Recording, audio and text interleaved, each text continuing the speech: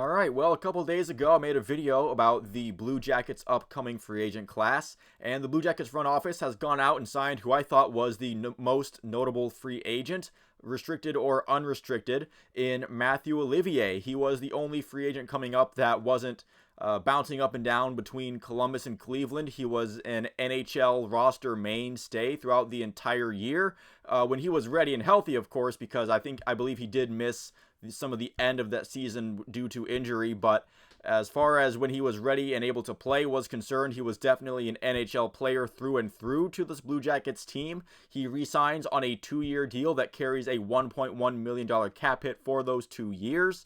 And that is his actual salary as well, so no funny business where he's making, more money 1 year, less money the other, and it evens out to 1.1. Just a solid $1.1 million per year for Mathieu Olivier here.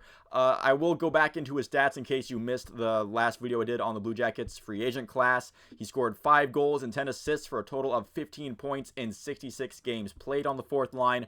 However, his main contribution to this team was his physicality, and that is represented with his 81 penalty minutes and 178 hits.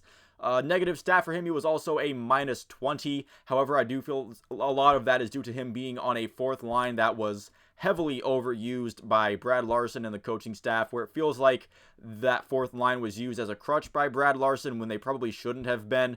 The line of Olivier, Sean Corrali, and Eric Robinson definitely is a group of solid bottom six guys, but if you're constantly sending them out there when the game is when the game is still up in the air and still kind of in peril, then that might not yield the best results. Hopefully Mike Babcock coming in can deploy Mathieu Olivier and that fourth line a lot better. I remember there was at least one game where the line with Mathieu Olivier on it had more 5-on-5 minutes than the line with Johnny Gaudreau on it, which is something that I don't think should ever happen ever.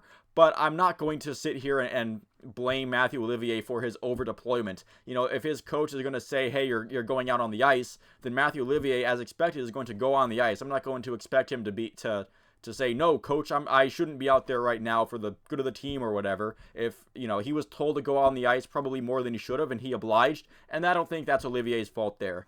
I did read some pieces on how he actually was participating in skills practices in order to try to round out his game a little bit, which I thought was kind of humorous for me to read, because he is kind of just when you think of what his contributions were, it was really just to hit people, whether it's in a hockey sense or in a fighting sense. But he did score a couple goals that were definitely some decent snipes, where I kind of looked around and was like, Mathieu Olivier scored that goal, and he did. And so maybe if with an off season of practice and getting some more work in, he can get to become maybe a bit of more of a scoring threat, get himself in some decent positions for some rebounds, who knows. But again, ultimately, I think this is a good, cheap, short-term deal for a player that does give the Blue Jackets a legitimate physical presence. That's something they desperately needed last year, something that the players were pining for last offseason, and he definitely brought that on a very cheap contract. And this is a slight raise from that league minimum contract. And overall, he does seem like he does want to genuinely improve areas where his game needs improving. And for that price and for what he already brings, I feel like this is a pretty decent deal for the Columbus Blue Jackets. This is just going to be a quick update on this player. For most of the other upcoming free agents, I'll probably put them at the end of like an Ohio Sports Roundup video or something like that. However, I do feel like this player does kind of deserve a little bit of an extra spotlight, given that he is an NHL regular for this team last season and probably will continue to be this year and throughout the duration of his contract. So let me know what you think of this signing down in the comments below. Thank you for watching. If you made it this far into the video, I'll see you at the next one.